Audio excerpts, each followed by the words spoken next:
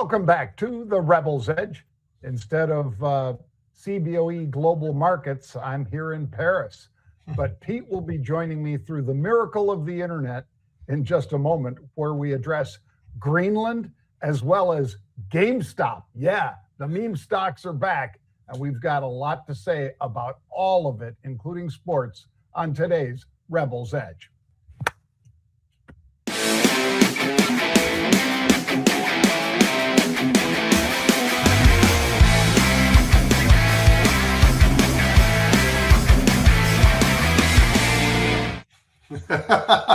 Well, you're looking good, John, across the pond, as they say. I mean, it's how is the trip and how's the snow look for where you guys are? Because I know this is a financial / ski thing that's pretty fun that you've been doing for a while. You've done this for a hell of a long time, it seems like.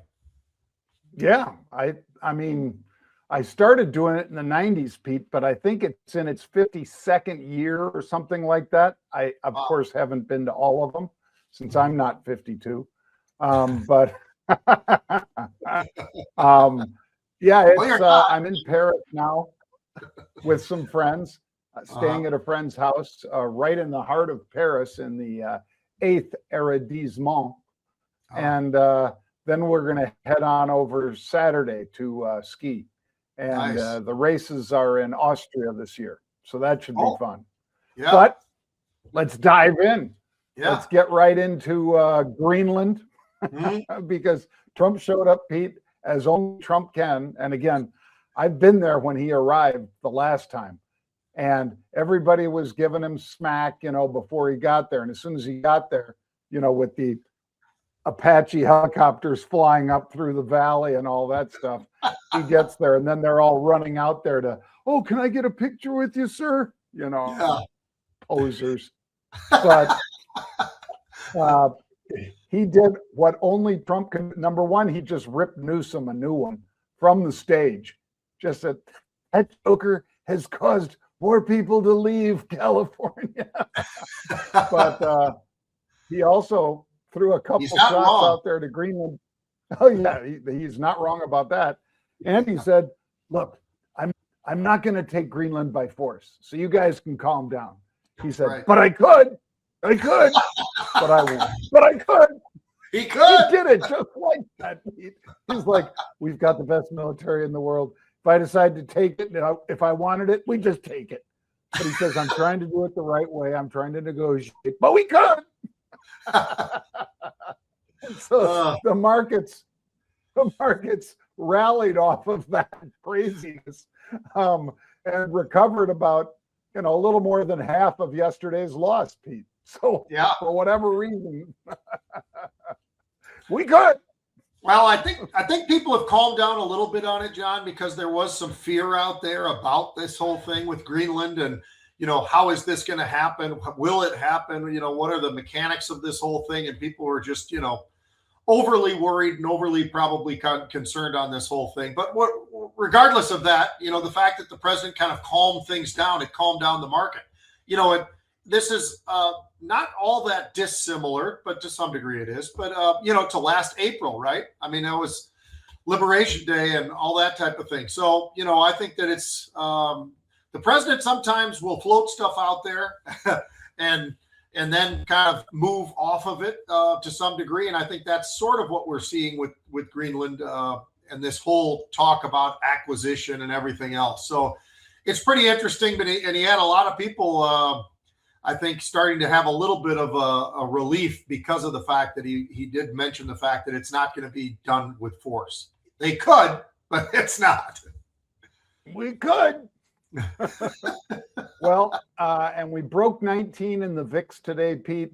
It came down about 8% to 1850 at mid-session. So were you seeing anything as far as big surges in the VIX or anything like that other than the pop yesterday? Yeah, no, it's interesting, John. And we haven't really seen any VIX call buying, selling, puts, whatever. Not really seen that for a while now. We did have that VXX the other day, and that actually performed extremely well, extremely quickly, which it needs to because it's short-term volatility index play. But now, John, I'm just taking a quick peek at it. Now we're down about 13%. We were down 10%. Ooh. Now about 13%, and we're sitting back at 1757 is where the VIX is. So as we've said before, it gets pretty excited, at certain levels. There's no doubt about that. But, it doesn't seem to be able to sustain that 20 level very long at all. I mean, we've popped up and in there and pulled back and popped up and in there and now pulled back again. So here we go. And it wasn't that far away that we were at 21 or very near 21. So interesting to watch how this is playing out with the volatility index, but it makes sense. And it seems like that's about where it should be right now, John, because we're a little less than a 1% move right now in all three majors, but I realize it's the S&P, but all three majors are basically, they're up pretty good, whether it's 0.5% or maybe 0.75%, but it's short of 1%. Well, let's do a little prediction exchange, moseying, Pete, and mosey on over to the Iranian regime failing and being tossed out by 2027.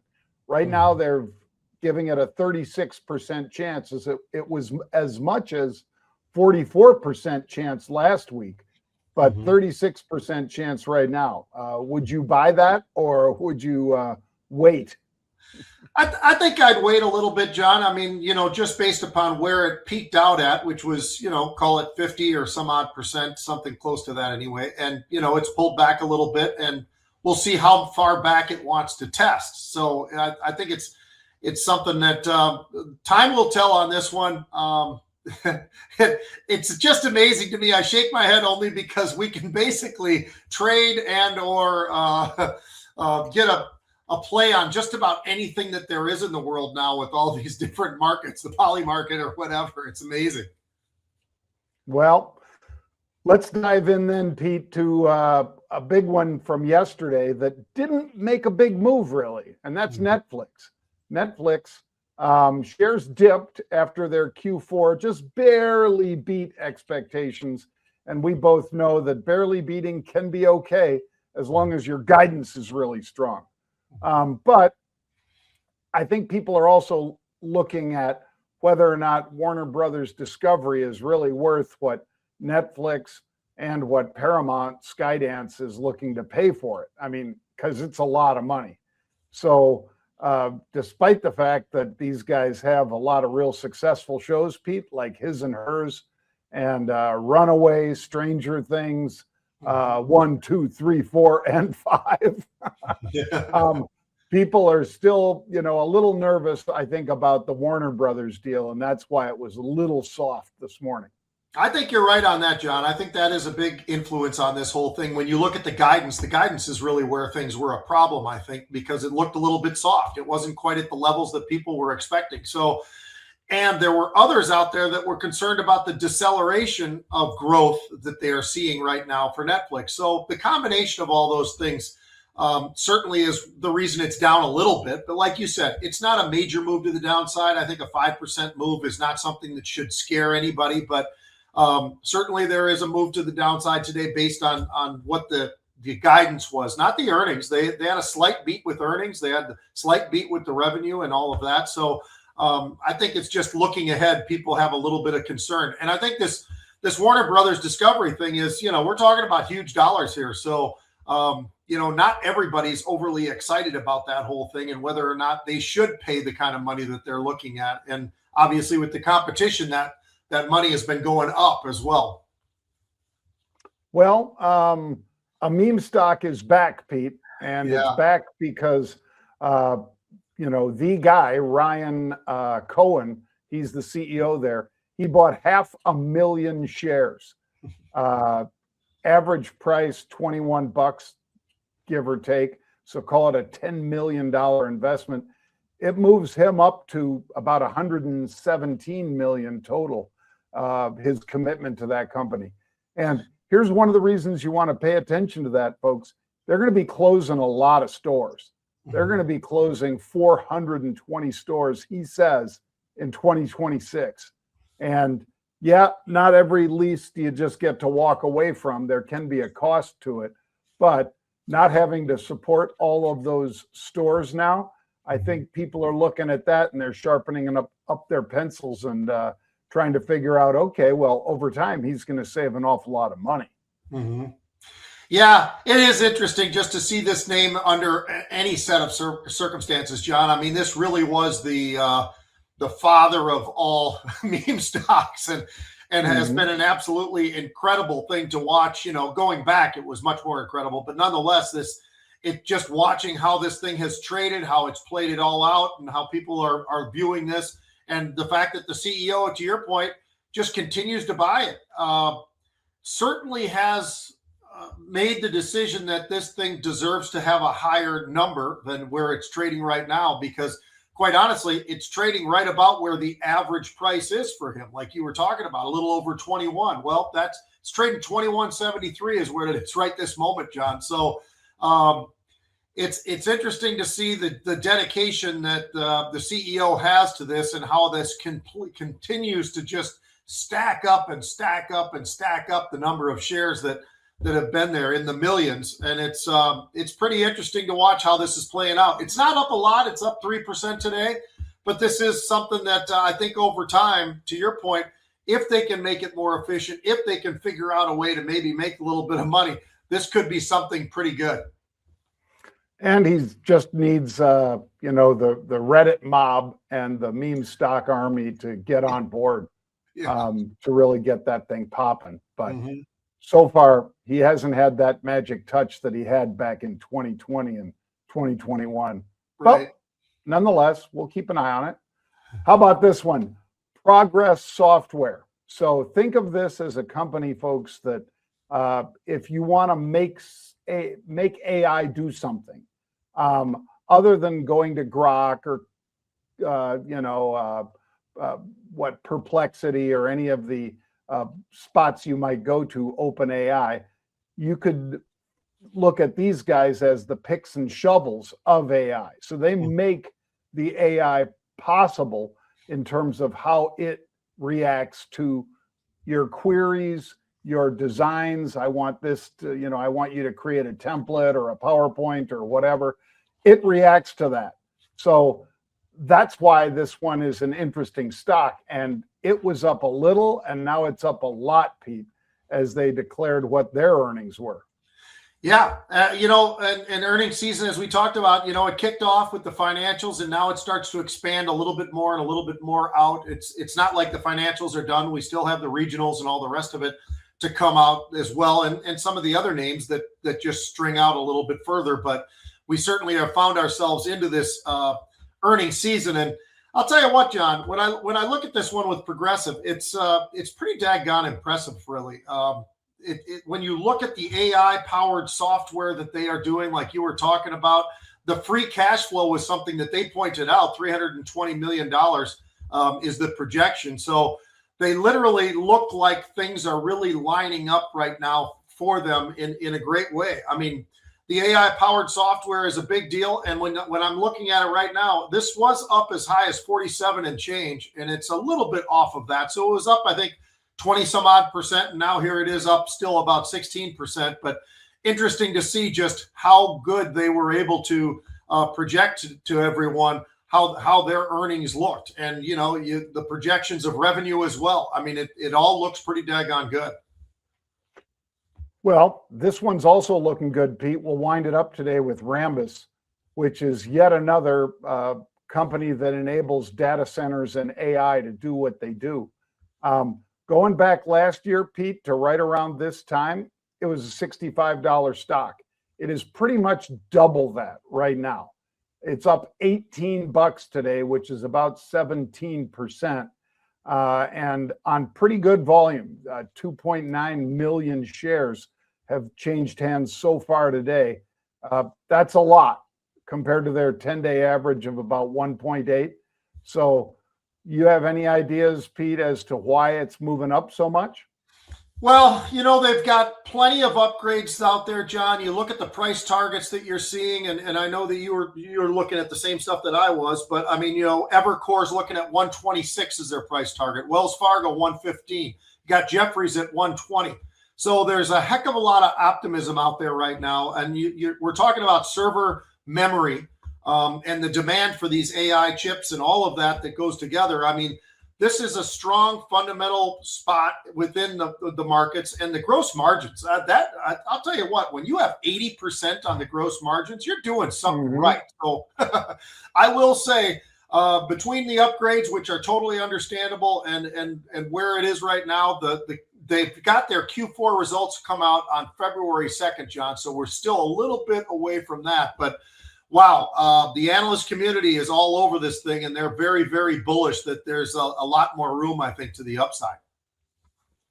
Well, let's dive into sports for a bit, Pete, and maybe for a change, we're not going to be talking about Indiana or Seattle. Seattle for Indiana. The NFL and Indiana for college. So what do you got today? Well, John, I think it's kind of interesting to look at the college transfer portal. I mean, it's basically, as we all know, it's like free agency for the NFL, right? I mean, this is the time of year where you're seeing all of this, all the changes, and there's players that have put themselves in there, and it's pretty interesting. I thought this one really sort of stood out for me, John, and then we'll get into the meat of this whole thing. But that Miami wide receiver, Malachi Tony, who's 16 years old and is amazing. He makes these unbelievable grabs. Out of nowhere, he said, you know what? I'm jumping in the portal. It's like, really? You're leaving Miami? I mean, it just doesn't seem like the right thing to do. Now, is he 100% on that? I don't know, but that was what was reported, was he is jumping into the portal. So that's interesting. When I look at the top 10, as far as the rankings, John, the 3-star, 4-star, 5-star, and that type of thing, in the portal, it's interesting to look because I've got LSU, Ole Miss, Texas, Ohio State, Penn State, Oklahoma State, Indiana, Texas Tech, Kentucky, believe it or not, and Notre Dame. Now that's your top 10 rankings wise, right? So they've landed some people. I also went through there and I was like, wow, these quarterbacks, these guys are going out and they're finding these quarterbacks and they're enticing them with pretty decent sums of money, John. Sam Levitt's going to LSU. I think that check is going to be a pretty good, big one. Rocco Becht is going to Penn State. You've got that kid from North Texas is the quarterback, Drew. He's going to Oklahoma State. You just kind of go down there and you're like, all right, at each level. In Indiana, they got the quarterback from TCU. We talked about that, I think, last week, Josh Hoover. So everybody's going out, and I think it is smart. You do need a quarterback, and it's probably easier to find the right quarterback right now who's a little salty, who's already played a little bit in college football and all the rest of it. I find it really, really interesting. But the other side of it, too, is Notre Dame has gone, a little bit of a different direction where their top end people that they're going for, it's not necessarily a quarterback, but it's wide receivers and defensive line and edge rushers and all that type of thing. It's interesting the direction they're going, but I don't know what you think of this, John, but this is just basically free agency, right? I mean, it's really no different. It's going somewhere else with the opportunity to maybe get a better spot, better opportunity to maybe make money, but also a better spot for maybe what suits you as a player. Yeah. I mean, so for instance, Tony, Pete, I'm sure one of his thoughts is most probably, okay, who's the QB in Miami next year? Right. Because, Beck was pretty much one of the top, probably 3 or 4 QBs. And there's a pretty significant fall off in some cases. If you have to get a guy that might be a 4-star or 5-star recruit, but he plays kind of like that Michigan QB played this year, Pete. Mm-hmm. Not that he was terrible, but he certainly wasn't playing at an elite level. Right. And if you're Tony and you're going to stick around and play because you're going to get paid, probably paid better in college than you're going to get paid in pro, at least for the first year. Mm-hmm. It really makes a difference who's around you. Mm-hmm. And, it could be the kid's just frustrated. It could be that big offensive line and the quarterback being gone and who knows, maybe a tight end or whatever. He's just going, man, we're not going to be the same team next year. We were built to win this year, but we didn't win it all. and I'm going to go someplace where maybe they can, like with Lane Kiffin, Right. like with Indiana or Ohio State. So I get it. I get it. But yeah, it's like you say, it's just like free agency.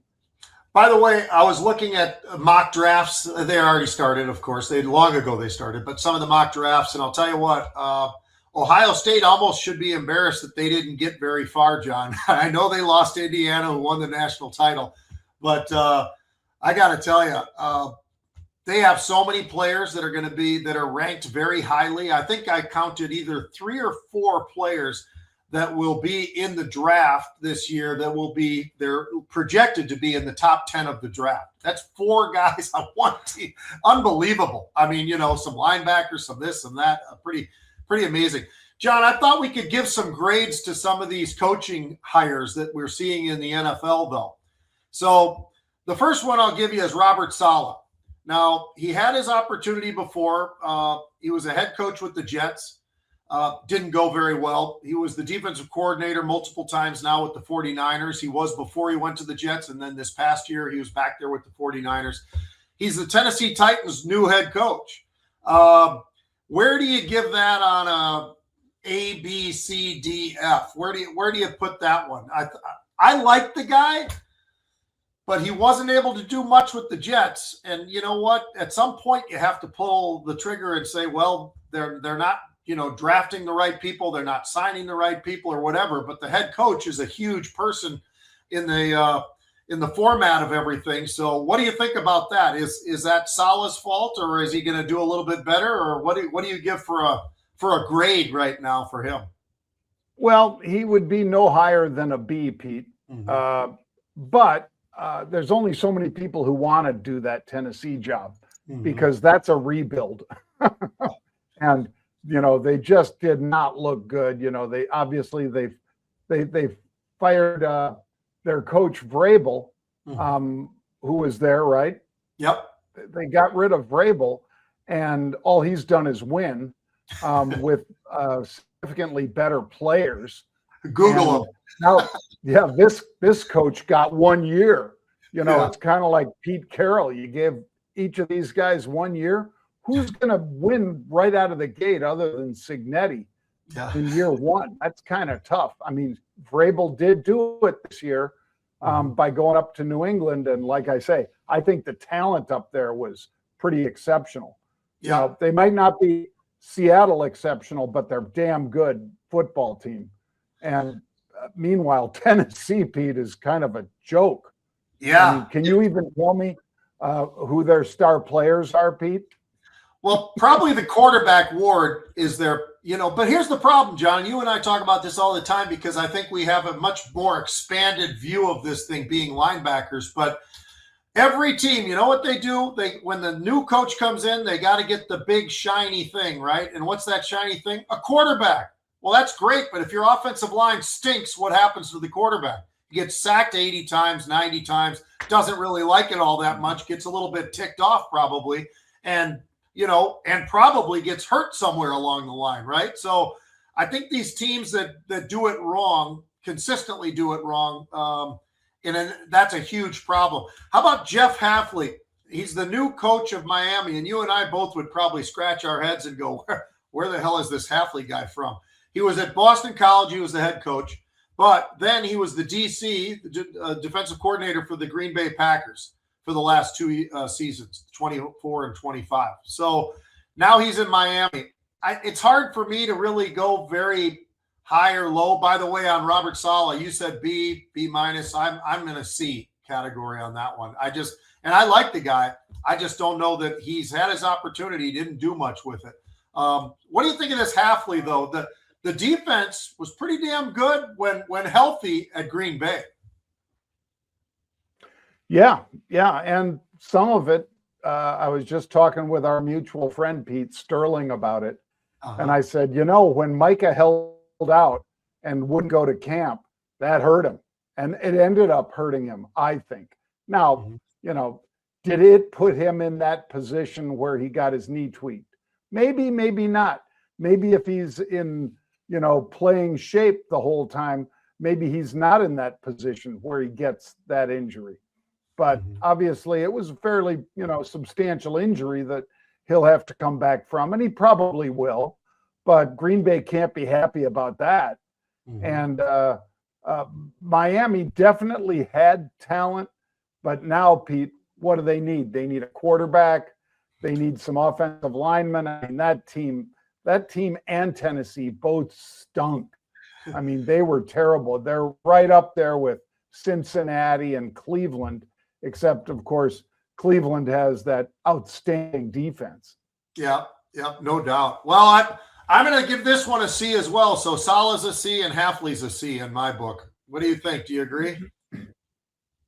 Yeah, I do. It's if a guy has just a world beater defense and he becomes the head coach, it can work out. But otherwise, I think the head coach needs to have his hand in there a little bit for offense, and this guy has never done that. Right. So, and Miami really needs that.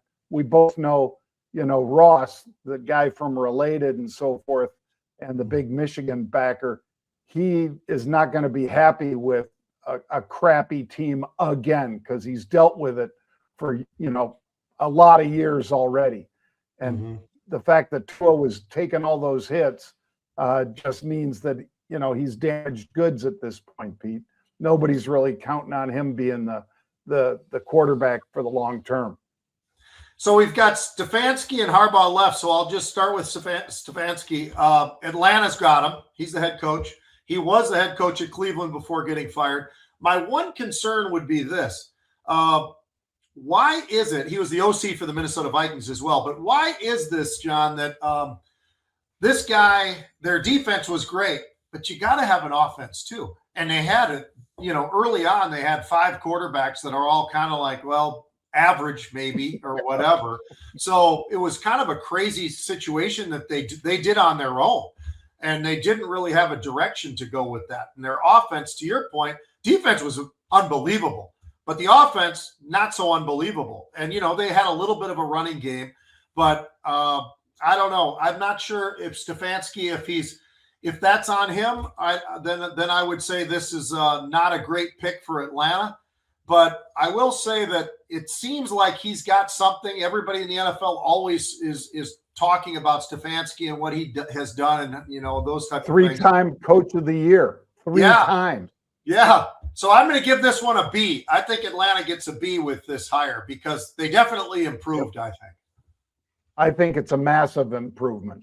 Yeah. And I think based on his track record, Pete, of developing players too, it's pretty damn strong. But as you say, at Cleveland, oh God, Cleveland. That is where players go to die. It is. And poor Myles Garrett just keeps on, doing his thing. But I think he would like to see a Super Bowl someday. So I don't know if that's going to happen while he's at Cleveland. All right, last one. John Harbaugh goes to the Giants. Everybody kind of knew that was going to happen. It was, projected that was the deal. He sat there with the Ravens for a hell of a long time. We've talked about that ad nauseum. 19 years he did that. But before that, a special teams coordinator for Philly. But it just shows you the guy will do anything, and he'll coach anything if he's willing to do the special teams. And then he gets to the head coaching job and did a great job. Do they have the right players? Probably not. This is probably not a 1-year fix. It's probably a 2 to 3 years, but I think you can get it done in 2 to 3 years. I give him an A because I think he's that good of a coach that he deserves to have an A. And they might not have a good year this coming year, 26 year. But I think by 27, give him a year. I think that he can turn this Giants organization around.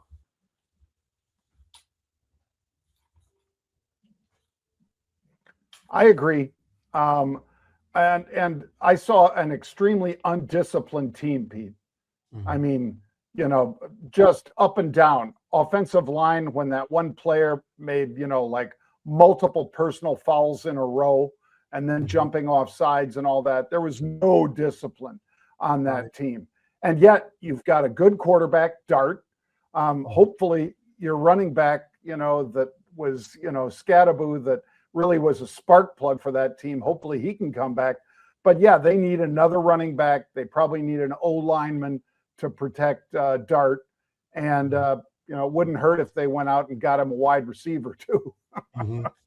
Well, Harbaugh knows how to protect these guys. I mean, the guy, I think he did an unbelievable job. Tight end. Yeah, that's the key. It really is. I mean, it's the Harbaugh way. It's just like his brother down there. They both understand how it should work, and you're a 3 tight end offense. And when nobody else wants to do that because they got to have those wide receivers, and all the rest of it, teams just aren't ready for that, and they get pounded big time by some of those 3 tight end sets that are out there. That's what I love about the Harbaugh brothers. They don't care what everybody else thinks, and they don't need to because they're that good. Yep, I agree. Well, until tomorrow at 1:00, Pete, we'll let everybody guess whether or not the president, I could, whether he does or not, or gets some sort of negotiation. But we will be back tomorrow at 1, Pete. Yep.